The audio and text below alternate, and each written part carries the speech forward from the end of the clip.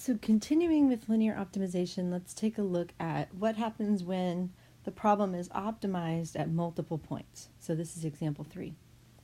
Find the maximum value of the objective function. Right, so here's the objective function. And for what values of x and y it occurs, subject to the following constraints. So again, these guys here are my inequalities, right? And we're going to graph these.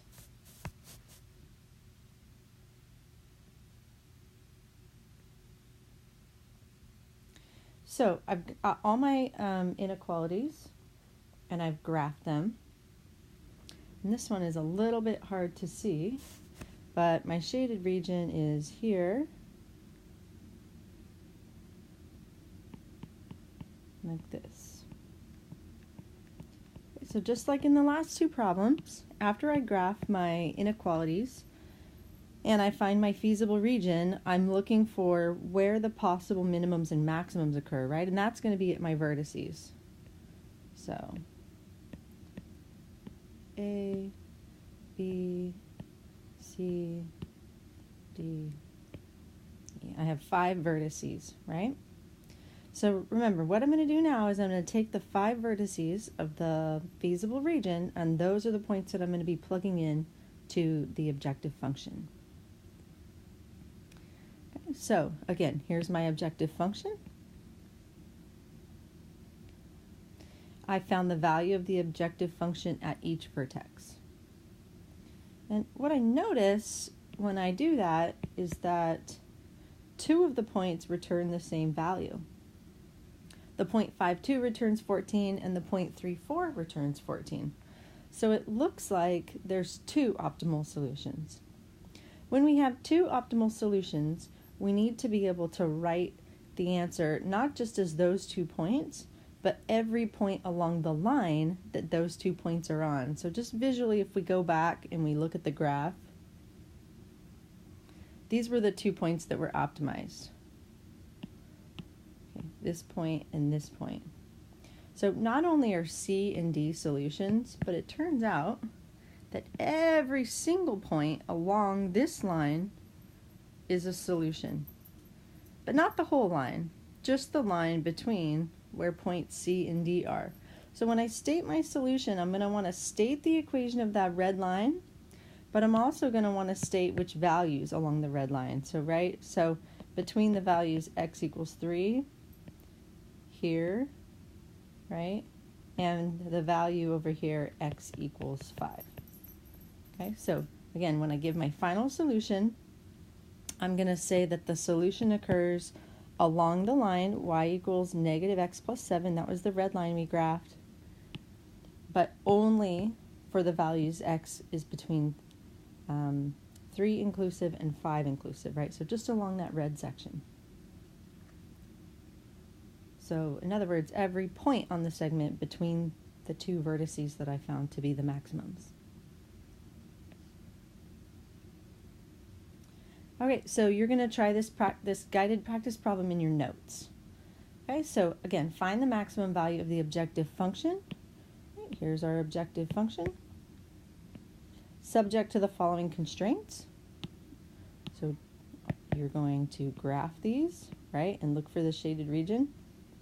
So pause the video now, try the guided practice problem on your own, and then when you're ready to check your answer, resume the video. Okay, so the answer is that the function is maximized at the value of 27, and that occurs between the points 5, 4, and 6, 3. And because those points lie on the line, y equals negative x plus 9, I write all solutions on the line y equals negative x plus 9 between these 2 values of x, right? So x is going to be between 5 and 6.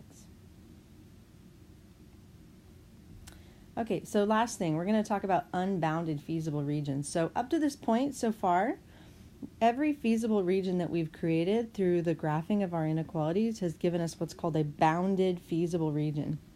Right, you can think of this as, like a piece of property or a yard. If this was your yard, you could build a fence that goes all the way around it. Or in other words, I could take this region and I could draw a circle around the whole thing and enclose the whole thing.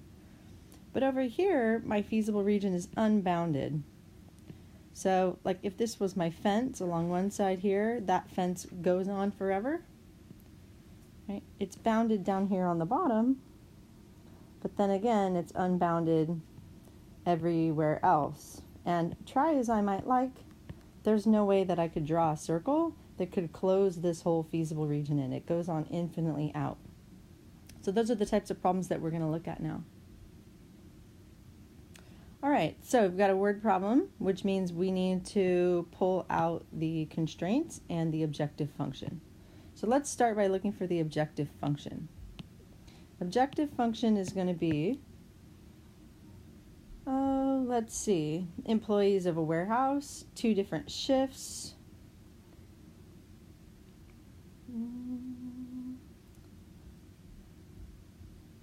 And then it says, what is the lowest cost going to be? That's what we're going to be looking for. What is the lowest cost?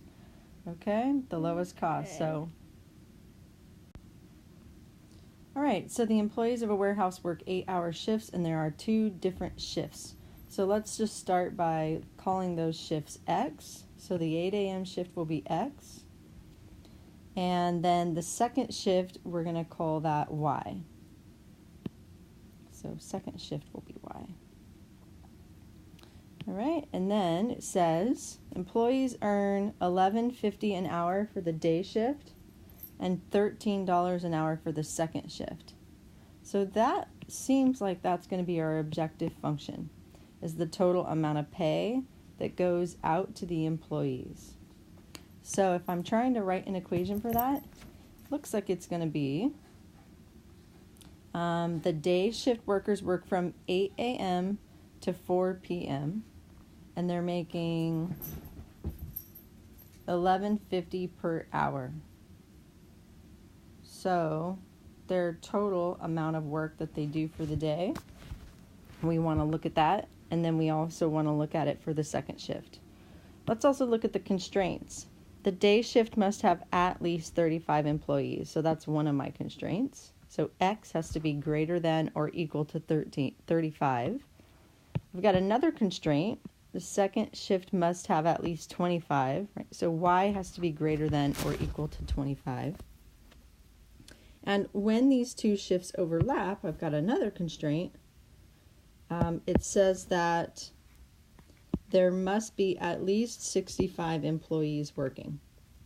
Okay, so I've got 3 constraints and an objective function. Okay, so let's take a look at it. So here is my objective function, and you might be wondering where these numbers came from. They were telling us that the day shift workers were getting $11.25 an hour, and we multiplied this by the total number of hours per day so that we could get their daily rate.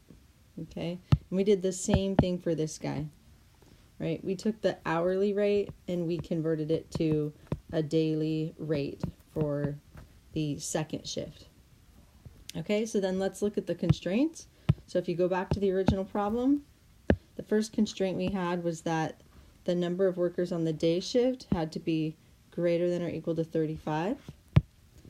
The second constraint we had was that the number of workers on the second shift had to be greater than or equal to 25. And the last constraint we had was that when the workers overlap in the middle of the day, that number had to be greater than or equal to 65. And then, as always, when we're working in real-world problems, it's really important that we add in our constraints where X is greater than 0 and Y is greater than 0, right? Because you're not going to have any negative number of workers. Okay, so we're going to graph our constraints. Right, here's our constraints, and here's our objective function. Here is the feasible region right here. What we notice about our feasible region is it's bounded on the bottom, but on the top of the feasible region, right, these are just infinitely going out.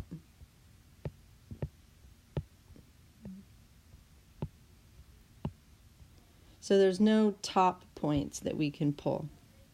So the only two vertices we have in our feasible region are down here at the bottom, right? This guy and this guy. Those are our only two vertices. So we're going to take those two vertices, and again, remember, we plug them into the objective function. It says find the value of the objective function at each vertex. So we plug them in, and we see that we get two values. Now, in this problem, because our region is unbounded at the top, it works out okay because they're asking us actually for the minimum cost. So we've got some values at the bottom. But we have to be careful because sometimes there is no way to get a maximum or no way to get a minimum depending on which direction the possible area is unbounded. But this one works out nicely because they find that this is the minimum value right here.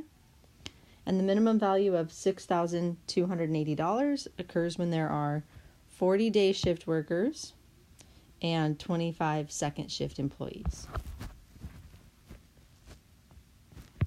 All right, so this is the last guided practice you're going to work on. So take a look at this problem, this yearbook problem, and see if you can come up with the objective function and the constraints. Remember, the objective function is found most easiest when you look at the last sentence. What is the maximum cost?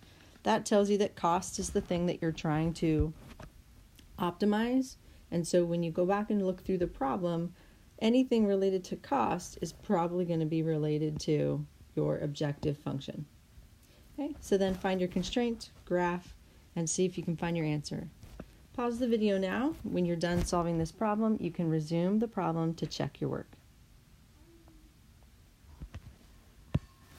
Okay, so the final answer is going to be for the objective function that when you have 15 pages with color and 85 pages of black and white, that the cost is minimized at $815. And if you didn't get that answer, you're going to want to double check that your constraints are x plus y is greater than 100 and that x is greater than 15 and that y is greater than or equal to 30. So double check your graph and your objective function.